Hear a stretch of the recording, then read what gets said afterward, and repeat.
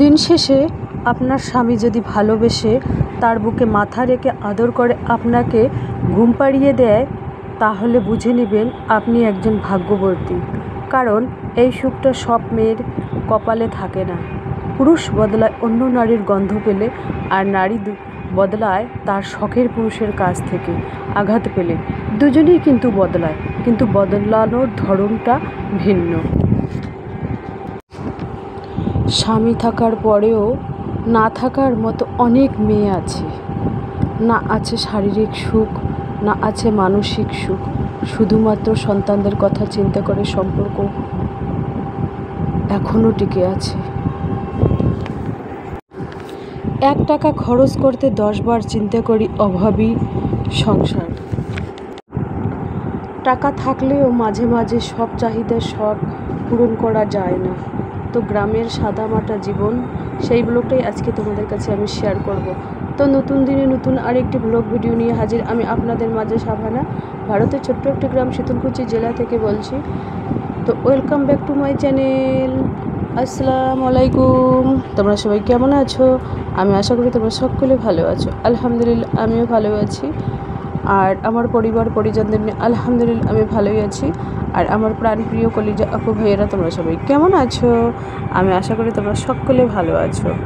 তো বরাবরের মতো না ব্লগটা আমি সন্ধ্যা থেকে শুরু করে দিলাম। তো গুড ইভিনিং, এখন বাজে সন্ধ্যা 7টা।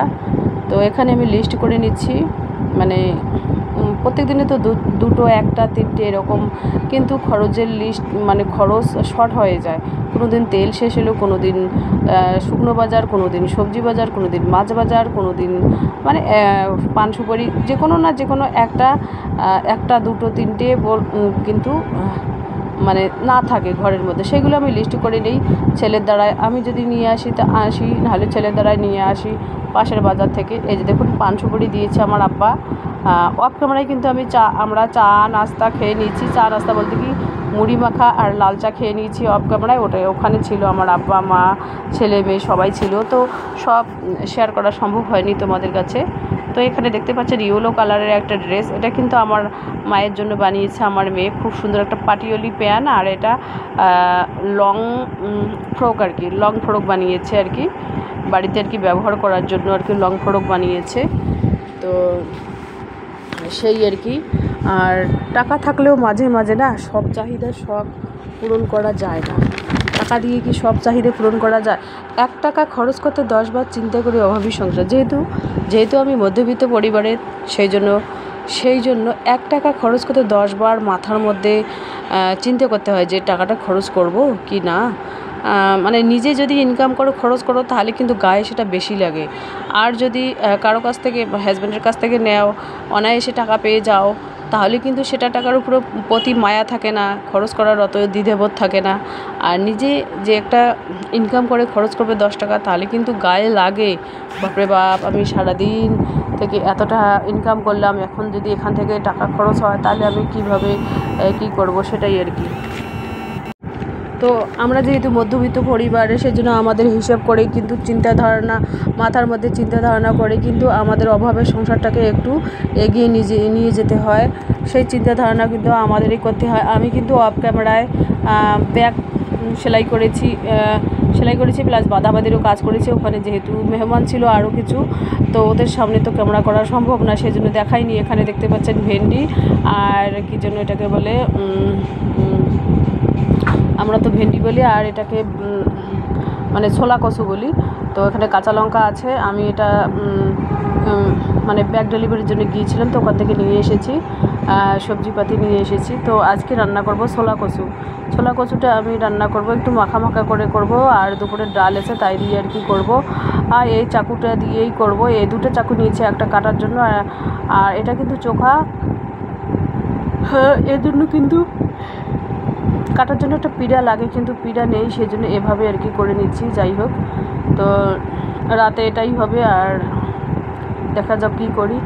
ডিম তো আছে, ডিম মেয়ে খাবে না, দেখা যাক ছেলের জন্য ডিম করতে পারি। তো টাকা যেখানেই যাও না কেন, হাত বাড়াও, পা বাড়াও, টাকা ছাড়া কোনো গল্প নেই, কোনো গল্পই নেই টাকা ছাড়া। টাকা ছাড়া কোনো গল্পই নেই। যেখানেই যাও না কেন, যার সাথেই কথা বলো না কেন, সেই প্রসঙ্গই প্রথমেই আসবে টাকা। কী করছো, কী ইনকাম করছো, কটা ড্রেস, ক টাকা ইনকাম করো, এইগুলো কিন্তু টাকার প্রসঙ্গই ওঠে, সবসময় প্রশ্নই ওঠে। তো সেই জন্য জীবনে বেঁচে থাকতে গেলে টাকার ভূমিকা যে কত বড়, কত গুরুত্ব, সেটা কিন্তু আমরা হাড়েই টের পাই। টের পেয়েও কিন্তু না জানার ভান করি, জেনেও না জানার ভান করি। এটা কিন্তু ভুল, সবথেকে জীবনের ভুল। আমরা যে কোনো জিনিস জানার পরও যদি না জানার মতো ভুল করি, সবথেকে জীবনের ভুল হবে এটা। আর একটা কথা, আমরা অলস প্রকৃতির হলে কিন্তু আমরা জীবনেও কিছু করতে পারবো না। নিজেকে স্বাবলম্বী করতে হলে নিজে ইনকাম করতে হবে। 10 টাকা আছে, আর 10 টাকা কীভাবে ইনকাম করে 20 টাকা রাখা যায়, সেই চিন্তা ধারণা কিন্তু আমাদের মাথার মধ্যে আনতে হবে। আমরা যদি অলস হয়ে পড়ে থাকি, শুয়ে বসে সব সময় থাকি, বাতের ব্যথা ধরাই, রোগ ধরাই, তাহলে কিন্তু হবে না, টোটালি হবে না। আমাদের চিন্তা ধারণা অন্য রাখতে হবে। কারণ আমরা যেহেতু মধ্যবিত্ত পরিবারের, আমাদের 1 টাকা হোক 10 টাকা হোক খরচ করার জন্য 10 বার চিন্তা করতে হয় অভাবী সংসারে। সেই জন্য আমার আর কি চিন্তা ধারণা লেগেই থাকতে হবে আমাদের। আর টাকা থাকলেই যে মাঝে মাঝে সব চাহিদা শখ পূরণ করা যায় না কিন্তু। দেখুন, না চাইতেও যে কোনো জিনিস নেওয়া সম্ভব না। শখ মানে টাকা থাকলেও মাঝে মাঝে সব চাহিদা পূরণ করা যায় না। কারণ টাকাটা তো আমার না। মনে করো হাজব্যান্ড আমাকে টাকা রাখতে দিল, আমাকে 20,000 টাকা রাখতে দিল। ওখান থেকে যদি আমি 5,000 টাকা খরচ করি, তাহলে কি আমি কি মার খাবো, না ঝগড়াঝাটি করবো, না অশান্তিটা আনবো? মোটেই অশান্তিটা আমি আনবো না, আনতে চাই না। তো সেই কারণে আর কি আমাকে এভাবে আর কি ম্যানেজ করে নিতে হবে। টাকা থাকলে সব চাহিদা কিন্তু পূরণ হয় না। আর যে কোনো সংসারে দেখবে টাকার চাহিদা কম, সেই সংসারে কিন্তু ছোট হলেও কিন্তু শখ স্বপ্ন সব পূরণ হয়। কিন্তু সেই দিক দিয়ে খেয়াল রাখতে হবে, তার স্বামীটাও হতে হবে।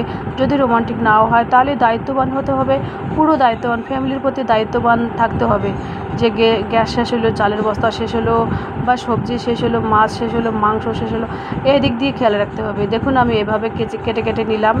তো পিড়ে যেহেতু পাটোরা নেই, তো এভাবে আমি আর কি কেটে নিচ্ছি। যাই হোক, তোমরাও যাই হোক ম্যানেজ করে নিতে হবে। তো সেই জন্য আমি একটা ছোলা কচুর উপরে রেখে আর একটা ছোলা কচু এভাবে কুচু করে কেটে নিচ্ছি।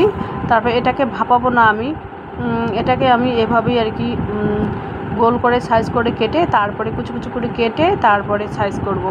তো এভাবেই আর কি আমি এই ছোলা কচুগুলো এইভাবেই কেটে নেব। আর আজকে কিন্তু ছোলা কচু রান্না করব না, এটা কালকে সকালের জন্য এইভাবে কেটে রেখে দিচ্ছি, যাতে সকালে উঠে অত হ্যাপা হয় না। কারণ 10টার আগেই তো বর্তমান ভাত লাগে। ছেলে যেহেতু কম্পিউটার ক্লাসে যায়, কালকেও যাবে, সেই জন্য আমাকে 10টার আগে রান্না চাপাতে হবে। সবজিটা কাটা থাকলে কিন্তু সুবিধাই হবে। আর রুমি কিন্তু মেয়ে চা বানাচ্ছে, মেয়েকে বললাম যে একটু চা বানিয়ে দাও, আমি খাবো। তো লাল চা বানাচ্ছে আর কি আদা দিয়ে। তো আর এক কাপ খেতেই তোমাদের সাথে একটু গল্প করি বা সবজিটা কাটাকাটি করি। তো চলো, ব্লগটা দেখতেই থাকো, আশা করি খুবই ভালোই লাগবে। আর এই যে দেখুন, এই যে কুর্তিটা বানিয়ে নিয়েছি সাইড কাটা, এটা কিন্তু আমার মেয়ে বানিয়ে দিয়েছে। আর রান্নাটা দেখতে পাচ্ছেন, এটাও কিন্তু আমার মেয়ের দোকানে। তো চাটা দারুণ বানিয়েছে, আমি যেরকম বানাতে বলেছি সেরকমই বানিয়েছে আর কি। আমি কিন্তু চায়ের মধ্যে লেবু দেই, আদা দেই, আর তেজপাতা দিই, আর লবণ দেই, আর হালকা চিনি দেই। বেশি চিনি দেই না কিন্তু আমি। বেশি চিনি চাও তো আমাকে টেস্ট লাগে না, একটু লবণ বেশি করে দেই বাজ। তো এভাবে আর কি ছোলা কচুগুলো একের পর এক এভাবেই কেটে নেব। যাই হোক, সন্ধ্যার সময় খুব সুন্দর দোকানের মধ্যে বসে প্রত্যেক দিনে একটা আড্ডা হয়, জমজমাট গল্প গুজব আড্ডা হয়, তো ভালোই লাগে আর কি। মনের মধ্যে একটা আনন্দ জাগে, স্বাদ জাগে।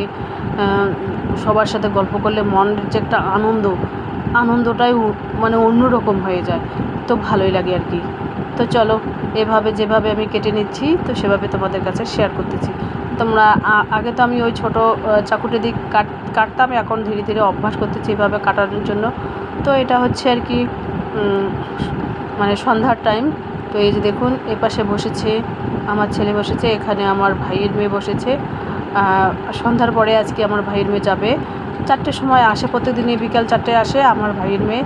আর সকাল 10টায় আসে প্রত্যেক দিনই। যেহেতু স্কুল বন্ধ আমার ভাইয়ের মেয়ে, সেই জন্য ও এখন 2টা এসে আমার মেয়ের কাছ থেকে সেলাই শিখতেছে। তো ওরা এখন সন্ধ্যার টাইম দুধ নিতে যাবে, আমার মেয়ে আর আমার ভাইয়ের মেয়ে দুধ নিতে যাবে। যেহেতু আমরা 500 গ্রাম দুধ জামারই নেই, তো দুধ আনতে যায় প্রত্যেকদিনই। ওরা সাইকেল নিয়ে দুজনেই আর কি দুধ নিতে যায়। তো যাই হোক, আমার যেহেতু প্রত্যেকদিনে বিকাল 4টায় ব্লগ আসে, তো যতটুকুই পারি সংসারে কাজকর্ম হোক, গ্রামের সাদামাটার জীবন হোক, যতটুকুই পারি ততটুকুই তোমাদের কাছে শেয়ার করার চেষ্টা করি। তো চলো, এই যে দেখুন লাইটটা এখন লাগাই দিচ্ছে, এখনও আর কি সন্ধ্যা হওয়ার একটু বাকি আছে আর কি, সন্ধ্যা হওয়ার একটু বাকি আছে। তো চলো, আজকের ব্লগ এ পর্যন্তই। ততক্ষণ তোমরা সবাই সুস্থ থাকো, সাবধানে থাকো, টাটা, আল্লাহ হাফেজ। আর সন্ধ্যার যে 7টার সময় তোমাদের কথা বললাম, তো এটা কিন্তু সন্ধ্যার ব্লগ, তো এটা এখানে অ্যাড করলাম এই ব্লগের মধ্যে।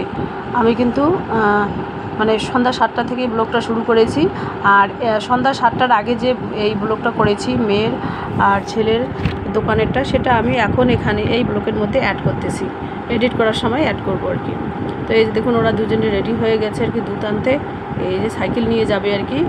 এই সাইকেলটা আমার মেয়ের ছিল, তো সেই সাইকেলটা আর কি আমার ভাইয়ের কাছ থেকে বিক্রি করে দিয়েছে আমার মেয়ে। তো যাই হোক, এখনও সাইকেলটা খুব সুন্দরে আছে, ছেলে এখন মেয়ের কাছ থেকে আর কি সেলাই শিখতেছে। তো যাই হোক, এই যে দেখুন আমার দোকানের নিচটা, এই গরুটা বারবার দোকানের সামনে এসে ওই মেয়ের যে একটা ফুলের গাছ আছে ওইটা বারবার খেতে চায় আর কি। তো গুড ইভিনিং, এখন রাত 9টা, মাংস বানাচ্ছি।